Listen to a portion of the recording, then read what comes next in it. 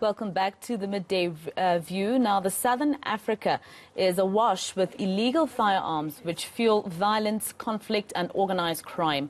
That's according to a new report by the Global Initiative Against Transnational Organized Crime. Senior researcher Jenni Irish-Qhobosheane says over 2 million illegal guns are in circulation here in South Africa. These include those taken from law enforcement agencies, including police, traffic officers and correctional services. For more on this, she joins me now for a discussion around that. Jenni, thank you very much for your time here on ENCA. Now, of course, you also mentioned in your report that the deaths of the 330 people during the unrest, firearms also played a very big role.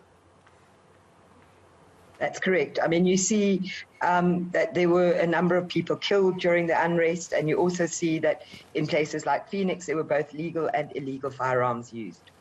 Now, in South Africa, and I think here on ENCA, if you would remember, we did cover a story by one of our senior reporters, Barry Bateman, talking about the Norwood police station and how firearms that were supposed to be destroyed there were kept and then were, basically found to have been used during violent crime incidents. So I think in South Africa, maybe even our law enforcement agencies and officers there are also part of the problem.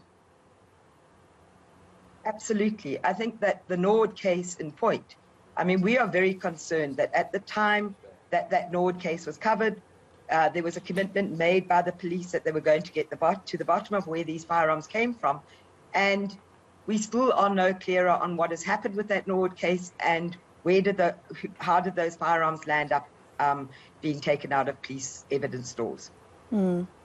Also, Jenni, can you just speak to us a little bit more about the problem also arising in the SADC region? There are some incidents where, for instance, crimes that happen in South Africa, the criminals are caught somewhere else, or crime that happened in other countries around the SADC region, the criminals or the alleged criminals are found this side. So there's also the exchange of these illegal and even legal firearms going even across our borders. Yeah, no, that's definitely the case. I think that if you look at within the three countries that we looked at, which Zimbabwe, South Africa, and Mozambique, those are all countries connected by borders, etc., with close affiliations. We're looking at about 3.8 million firearms between the three countries, obviously with the majority being in South Africa. Now, historically, we saw that cross-border trade played a significant role in the distribution of firearms. At one point, Mozambique was a central hub.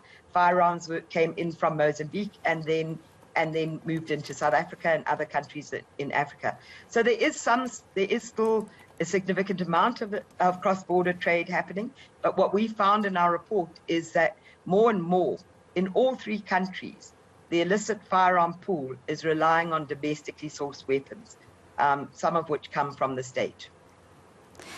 Now, there's also the issue that people have in terms of citizens in South Africa and wanting to feel safe and wanting to make sure that your family is safe. People want to buy their own guns because we also have crimes that make it to our statistics about break-ins either at people's homes or businesses. But there's also this Firearm Amnesty Act where we're given a certain period of every year to hand over firearms, even those illegal ones, so that they can be destroyed. But this has been happening for quite some time now, and it doesn't seem to be making sure that anything becomes better. Yeah, I think when it comes to the firearm amnesty, we need to be clear that the firearm amnesty covers people for the possession of the firearm, but not for any crime that is committed using that firearm. So what we find very often during firearm amnesties, and this is important, is that maybe my father died and I've been left with a firearm. I don't know what to do with that firearm. So I make use of the amnesty to hand in that firearm because now I'm in possession of an illegal firearm.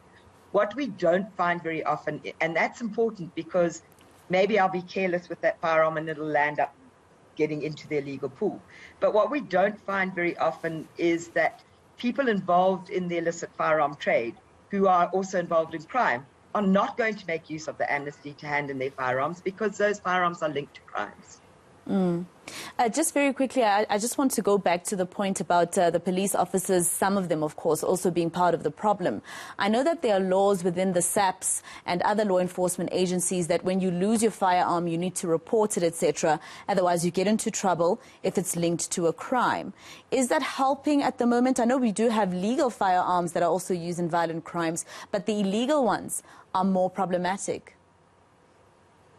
Look, when it comes to the police, they have, over the last 10 years, made some inroads into a reduction in the number of firearms that are issued to the police that are getting lost and stolen. We still think that they're not doing enough.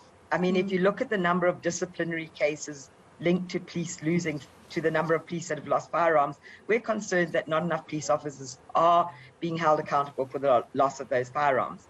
But those are police-issue firearms that the police are carrying. We're also very concerned about what is happening in the SAPS 13 stores, which are the evidence stores. So where the police seize a firearm and hand it in at the police station, it goes into their evidence stores. We would be very concerned about the fact that the police are unable to tell us exactly how many firearms went missing from those evidence stores. And that's where cases like the Prinsloo guns, the Norwood guns, that's where those guns are coming from. And when it comes to the other government departments, there is a very serious lack of accountability. At least the police report in their annual report every year how many police-issue firearms are lost and stolen. Not a single other government department does that. During the course of our research, we sent out requests under the Promotion of Access to Information Act to 7 different government departments and entities, asking them to tell us how many firearms did they have, how many had been lost and stolen over the last 5 years, and what actions had been taken. And we only received one response to that from the Department of Justice. All the other departments were either unwilling or unable to respond to our request. And that's part of the problem. Thank you so much for your time. Jenni Irish-Qhobosheane, she's the senior researcher at the Global Initiative Against Transnational Organised Crime.